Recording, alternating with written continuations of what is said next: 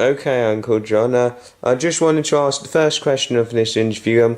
How would you describe your childhood in Rugby? Very exciting. We used to go, because I live in the country, and there were fields and woodlands all behind. I used to go out every day with my friends into the woods, and we used to camp. And that was very nice. Does that answer your question? It certainly does. Right, second question. How would you describe your youth? Was your youth happy? Was it? How would you describe your youth from the ages? My youth is very busy finding out about life. I learned a lot when I was growing up through going to school. As I got older, when you say about youth, up to what age are you talking about? Up to around, say, 18, 19? Well, after school, in my day, when we went to school, we finished at 14 years of age. We finished school. And then for a year after that, once a week, we went to what they called a day continuation school, which further education. And then I got my first job when I was 12 years old. I was a Saturday boy in a shoe shop in the middle of Rugby. I sold shoes at the age of 12. And then I left school and left that first job and went to another shoe shop and had another job in a shoe shop. And then I had various hobbies. I used to do racing, cycling, swimming,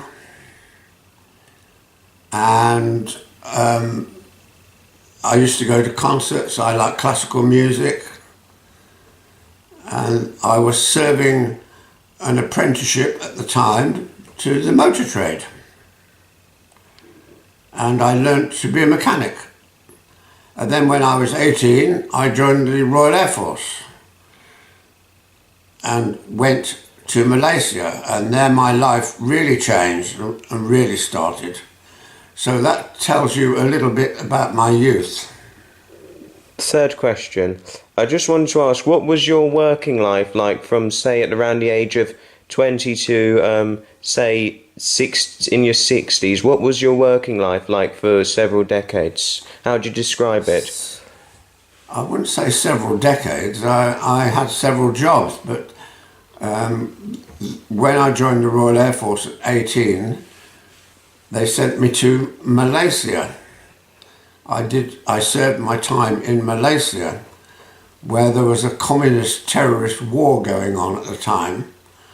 And anyway, I did 4 years out there, 3 years out there, and then 4 years altogether in the RAF. And when I came out of the Royal Air Force, I wanted to go back to Malaysia, so I started mining tin in Malaysia. And I stayed there for about five more years, and then got made redundant, came home to England, and within a short time was off to West Africa, to the northern region of Nigeria, to mining tin again. So for about 10 years altogether, I mined tin in Malaya and West Africa. Does that tell you? Yes, I also wanted to ask, after your working abroad, I mean, what was your work like in later life, say from like the 1970s to the 1990s? How would you describe your working years then in the 70s to the 90s? In 1964, I worked for a transport company in England, and they had a concession on the motorway, on the M1, called Watford Gap Service Station, and I was transport manager there. And I worked for that firm for quite a while, and then I decided to start my own business in the mid-60s. And I had my own business, my own car hire business, buying and selling, mending, painting, wedding hire, everything. I did a lot of that for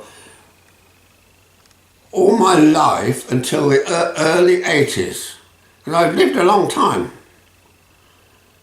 And then in the early 80s, I went to work for Audi Volkswagen and became a car salesman and sold Audi cars for quite a few years. And then I got made redundant from that. And eventually, I ended up having my own shoe shop. So my life turned full circle from when I had my first job as Saturday boy in a shoe shop. Towards the end of my life, I had my own shoe shop. And then I packed that up when I was 61, and I'm now 84.